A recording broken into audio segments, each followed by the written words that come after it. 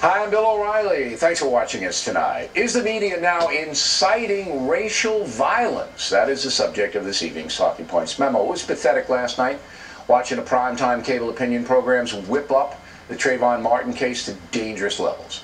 As Talking Points has been reporting, the media is exploiting the terrible death of 17-year-old Trayvon by convicting the man who shot him, George Zimmerman, of wrongdoing on television. Now, let's step back for a moment.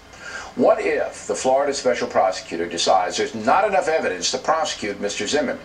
What if that happens? It could, because of Florida's complicated stand-your-ground law, which has muddled the case.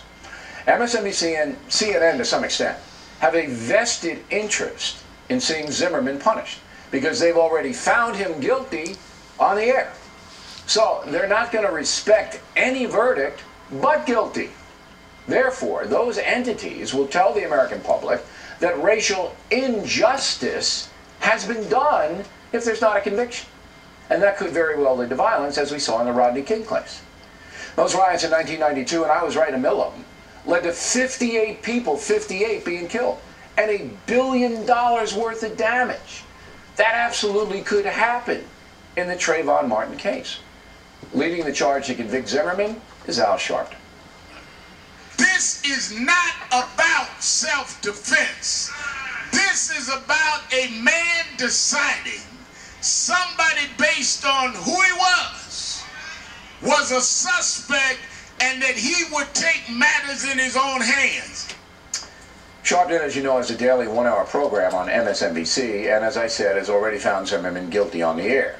Same thing with CNN commentator Rowland Martin. They gave George Zimmerman the benefit of the doubt because who he is, and they simply saw Trayvon Martin, and I guarantee you in their minds, they probably said, oh, young black kid, wearing a hoodie, George got to be right. All right, so you can see the racial animus is already being stirred up on national TV. Now that's flat out dangerous, and the media companies responsible should be held accountable if any violence breaks out. Now, it is perfectly legitimate for the parents of Trayvon Martin to say whatever they want to say.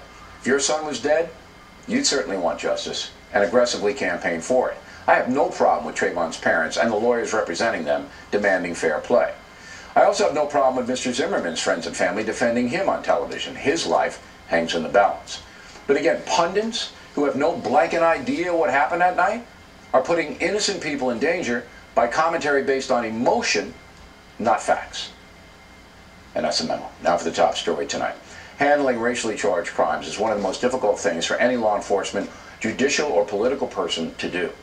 With us now is Governor Mike Huckabee, who ran Arkansas for 11 years and saw his share of racial tension. The Governor, first of all, I'm sensing danger here in this Trayvon Martin case. Are you sensing the same? A lot of danger, because what you've done is you've taken police agencies that ought to be trying to sort out what are the facts, and instead they're having to protect a whole lot of innocent people, whether it's Trayvon's parents or this innocent elderly couple whose address was tweeted out by Spike Lee, patrolling to try to prevent riots. It's a disaster in the making, and the media is largely responsible for fanning the flames. All right, now tomorrow in Sanford, Florida, there is a big demonstration in support of Trayvon and his family.